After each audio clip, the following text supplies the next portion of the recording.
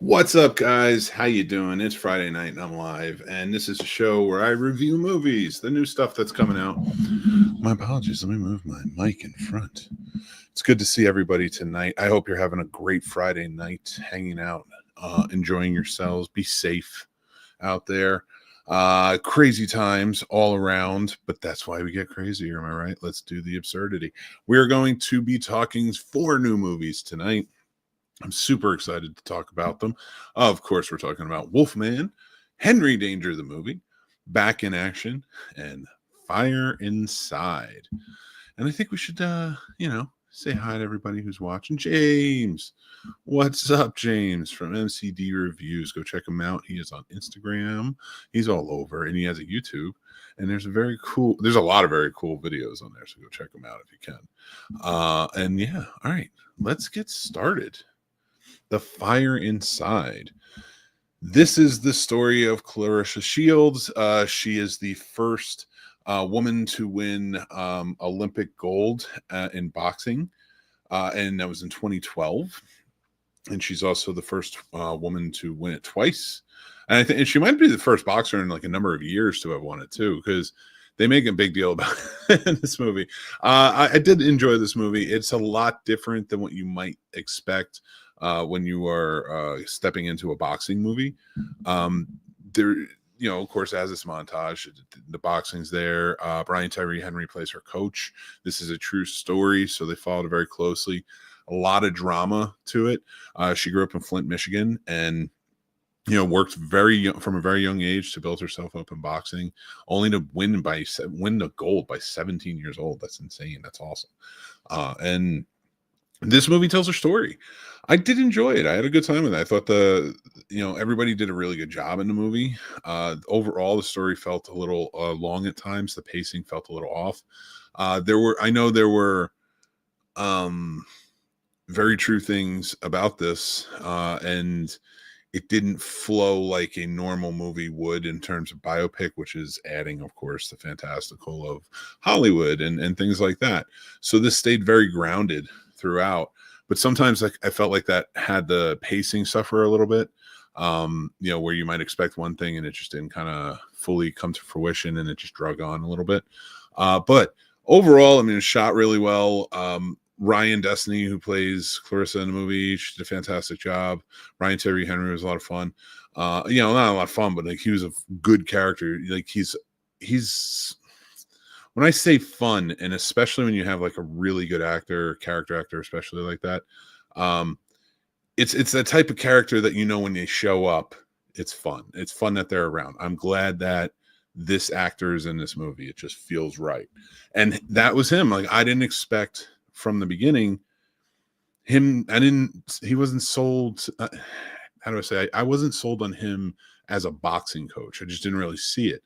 And in this movie, he sold me on it, but it isn't your quintessential boxing movie or sports movie. It is definitely a drama worth checking out if you're into it. So go check this movie out. I give it 3 out of 5.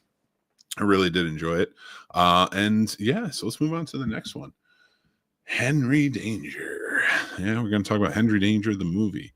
And I am well equipped to talk about Henry Danger, the movie. I have watched the shows. My sons love this friggin' show. Henry Danger, they loved. We watched all those. I don't know if I saw all of the Danger 5 ones. That one I didn't really get into. They watched it on. But then they said that this movie was coming on, and we're excited. Jason Norman, who plays Henry Danger, he's coming back. They're getting a lot of people back in the movie. No Charlotte, though. I hate to spoil it, but she's not in it, so I don't want anybody to be disappointed. They didn't mention her, but she didn't come back, so I don't know why. I didn't look too deep into it. This is a kid's movie. It's made for the fans of this. I'm not necessarily a huge fan of it, but I thought it was a funny show, and it was a good time watching it with the boys and stuff like that. And, we've caught reruns, so it's got fun comedy to it. It's silly, a lot of absurdity to it, and they have a lot of movie references, which always works for me. But in this movie, they change it up. He's a hero at the end of his run with the original Henry Danger show. Not to spoil anything, he ends up a hero in another city. This picks up with him a hero in that city. He's like the number one hero. Everybody loves him. He's basically the captain man of the city now. And his best friend is with him, Jasper, and he's also a hero. So there's a lot of turmoil between them, but that's really it when it comes to the crux of what this show used to be, which was these friends, and they all work together all the time. Swaz shows up, the sister shows up, and they play big roles in it. But at the same time, they felt like they were being underutilized in this movie, because really what it comes down to is he gets pulled back from being a hero by a reality changing machine that a young girl I'm saying it out loud. I'm like, I don't know. We can keep it 2.5. But as I say, like, it's fun though. It was a fun movie. It's like a Nickelodeon thing, so it works. If you can watch Good Burger, you can watch this. So he gets sucked into an alternate reality with her, where he's her sidekick, and they have to fight their way out of the alternate reality or whatever. So it just felt disjointed. It actually felt more detached from what the other shows were. And at the end, you do get a surprise cameo by somebody that you would hope to have seen in the movie or had something where they had to connect, but it didn't really come out. So if this is the last one, I didn't think it was a great end to this whole franchise. It doesn't feel like the last one, though. And that doesn't feel like Nickelodeon's, MO. They don't really just end things, I mean, end the show, but it can always come back, So with this, it was fine. 2.5 out of 5 for me. Like, if you like the shows, I think you'll like it. But I do think they're going to do more. I think you're going to get more movies or another show, because it ends on a different note than you'd expect. So, and I think that's where it kind of brought everything around and it opened it up. I don't like movies that sort of are building towards something. But this one, if it is building towards it, I get it. Whatever, it's a kids' movie, so check it out. But that's my review, 2.5 out of 5 for Henry Danger, the movie. You check it out now. It's on Paramount Plus, I believe. So, all right. Ooh, Back in Action. Ooh, that's right. It's Back in Action, starring Jamie Foxx and Cameron Diaz, which is a cool one, because I remember reading the story about how Cameron Diaz has been retired for a long time. And, like 20 years or something like that, I think she left. And Jamie Foxx actually called her. They were friends from like early days. And he called her and asked her to come out of retirement to be in this movie with him. And I'm glad he did. It was nice to see Cameron Diaz back again. Like, I forgot how, like, she brings a presence on the screen. I didn't so much like the Charlie's Angels movies, but like most of the other movies she's in, I mean, Something About Mary, The Mask, countless others, The Holiday. Like, I mean, she's always a joy to see kind of show up. Like I was saying with Brian Tyree Henry in my last review, she's always like one of those actors. When she shows up in a movie, it's kind of a joy. So when Back in Action came out, and I saw her and Jamie Foxx, who I could argue for hours that he and Nick Cage are probably the two best actors alive right now. So whatever, that's a whole other story for my podcast. But when it really comes down to it, these two together, they work well together. I got them as these like fun spies who are now parents. It is a very formulaic movie. We've seen it. It's a little bit, what do you call it? Mr. and Mrs. Smith. What's the other one? Mark Wahlberg, where he and his family had to go on a run because he was a spy. It's everywhere. Like, we've seen this before. What's interesting are the characters in this. The kids were really a lot of fun. That played off well with the parents. The comedy was there. I really dug the villain in the movie. So there's some very cool aspects. So the characterization in this movie is good. The action is a lot of fun. And the story's not bad. It's just you kind of see it coming because it's been told before. But for me, I get this 3 out of 5. I'd say go check it out. It's on Netflix. If you have Netflix or whatever, it's pretty good. It's worth a date night. If you're sitting at home and you're just doing kind of like a Netflix and, chilling, but like not doing that apart yet. This might be a fun movie to watch. So go check it out. But Back in Action. Yeah. And Cameron Diaz, I hope I see her do more. And honestly, I hope she limits it. I hope maybe she'll do like one movie a year. Like, that would be cool. And like, pick your role, whatever you want to do. Because she is a very talented actor in her, in many respects. And so when I see her pop in, I want to see some good roles like I used to. And don't get in any of that like remaking crap. I always hate that. But Jamie Foxx too, great job as always. So, all right, let's move on to our next review. And our final one for the evening. Final review of the evening. And it is Wolfman. That's Sigh. Anybody who's watching or listening to this very short episode of reviews. You know what it was? Is these list of movies I enjoyed, but they're not anything that blew me away. And if you're watching this as a clip for Wolfman, it's least of all is the one that blew me away. This was so.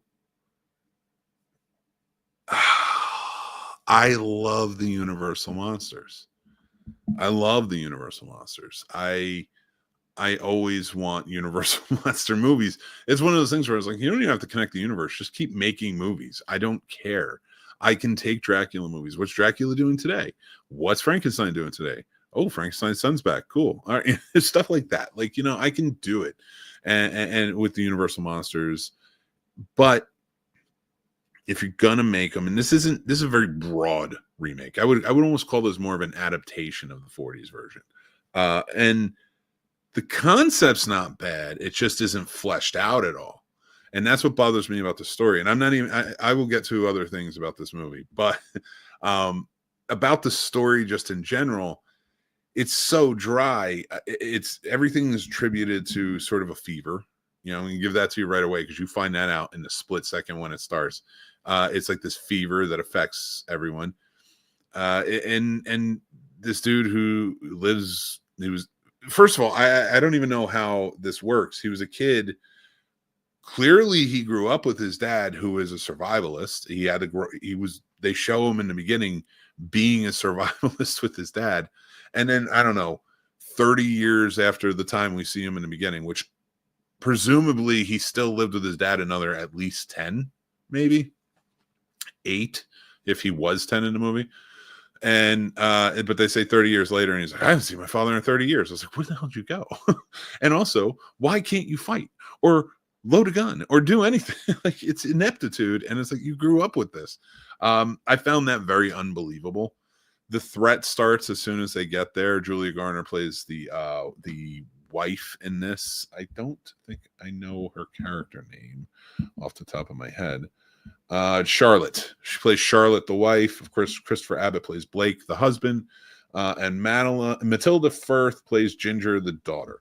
So they're going to his father's house, who passed away, just to kind of move things out and like kind of get everything situated.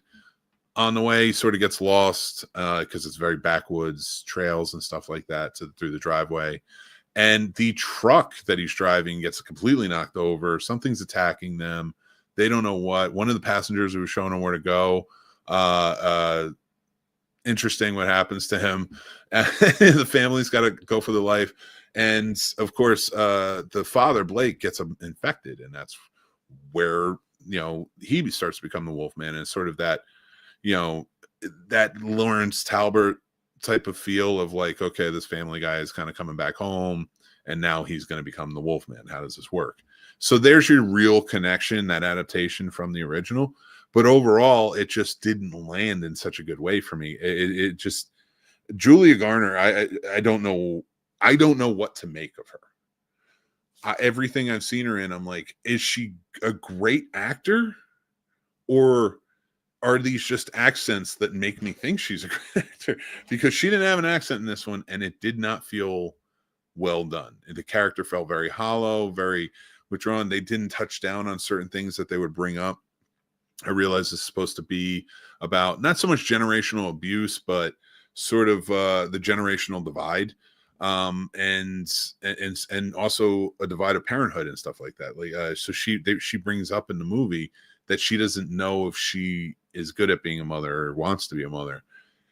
And then she saves her in the end. I would expect her to at least do that if you're with a child. Anybody, if you're with a child, save the child. But for me, what bothered me about it was like, it seems like a chore. It seems like, I don't know. It just seemed like she still didn't want to be there. It seemed very dry. She seems like she didn't really love the husband. She was always kind of giving him crap. He's turning and he's seems like very loving. So a lot was thrown off of me about these movies.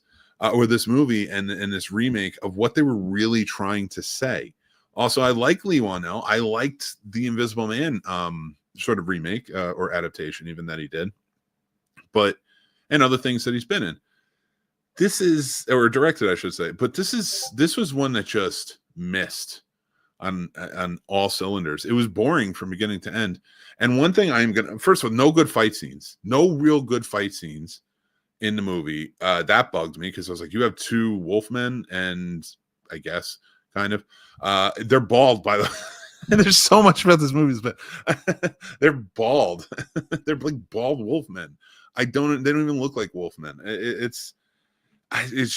was like a very poor adaptation of the original. It felt rushed. I don't know. It felt very isolated too, which I get, but at the same time, it felt like it was on purpose. Like, I don't know, maybe it was filmed during the strike or however, or right after, or whatever, how they did it, but it's just missed. And I'm so tired of it. And like, I am so glad, because I love werewolf movies. And I'm so tired, and I love the Wolfman. The Wolfman is one of my absolute favorites. So when it comes down to it, like, I don't find a lot of great werewolf movies, but at least Robert Eggers, as soon as I saw this, came out and said that he was making a werewolf movie in the 16th century. So I'm happy. But yeah, that's my, if you're watching this as a clip or listening or watching this right now, yeah, the Wolfman, maybe save it for when it comes out. It just missed on all cylinders for me. We're probably on Peacock next week, so we'll see what happens. But I want to say thank you guys so much for watching. Listen, let's get to some comments. Got some news for you guys too, so stay with me. James says he watched this movie on Christmas Day with a full crowd, and it was really great experience. It wasn't anything groundbreaking, but it was really good. Yeah, talking about the fire inside, I definitely agree. What the F is Henry Danger from our man Dan Gal, Dan the man. Henry Danger was a Nickelodeon TV show about a superhero and his kid sidekick, and it was very zany, absurd, and a lot of comedy to it. I don't recommend it. I watched it because I have kids. I don't know if it would be on my radar, or this movie would have been on my radar had I, not watched the movie or knew anything about it. So it's not one of those ones where I would be like, everybody flock to it, you need to see this movie. But I did watch it. I did like it. And I know there's a fan base, so go check them out. It's a Snyder's Bakery. Oh, yeah. Yeah, fair. Well, that was like his last one that he got fired off of. And there's definitely a difference between season 2 and season 3 when he's gone. And here we go. Jamie Foxx is legit.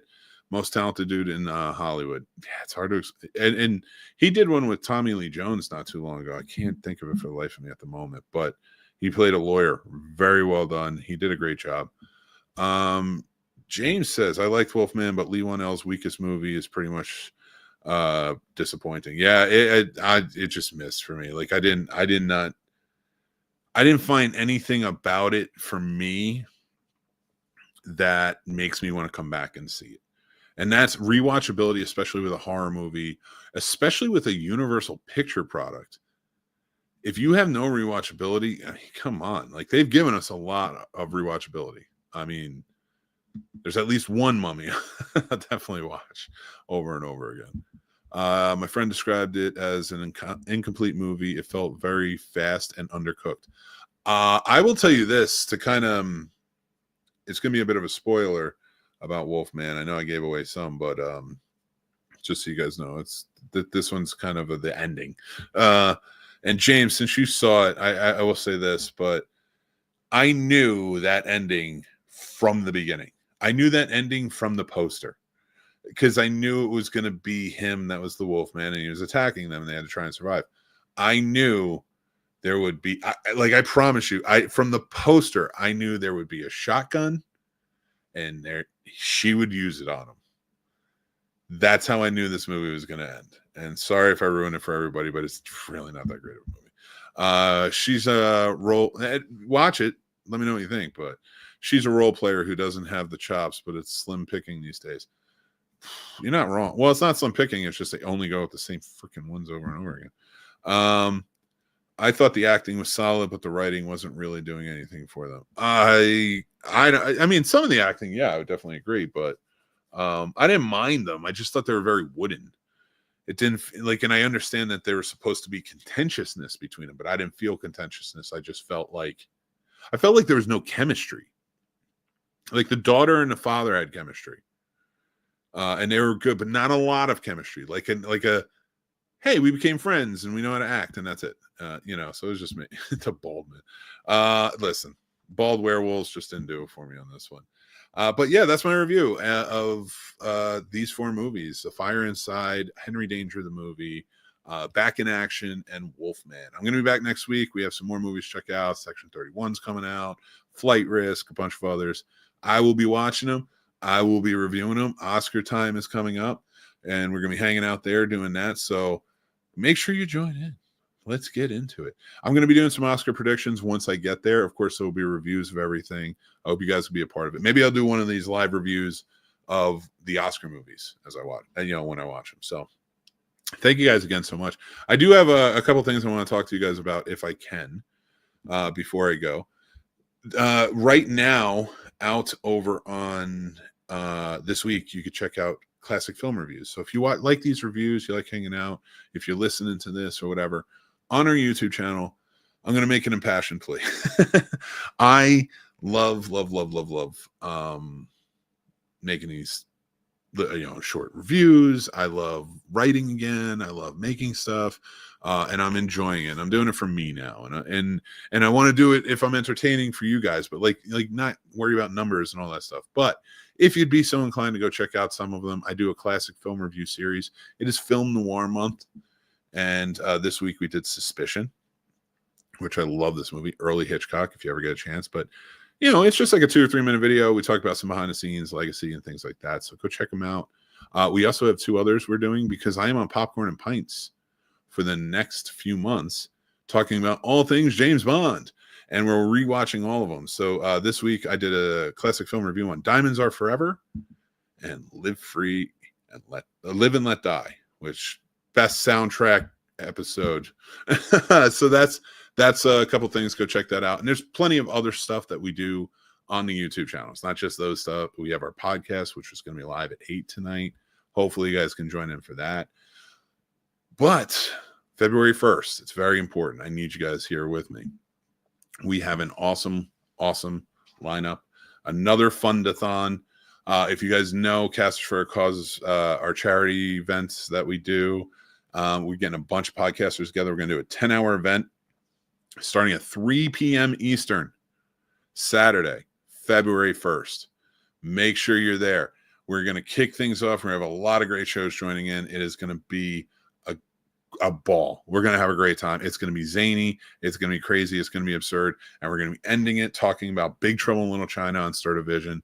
I would love for you guys to be there, be a part of it. It will be here on the Scene Snobs channel.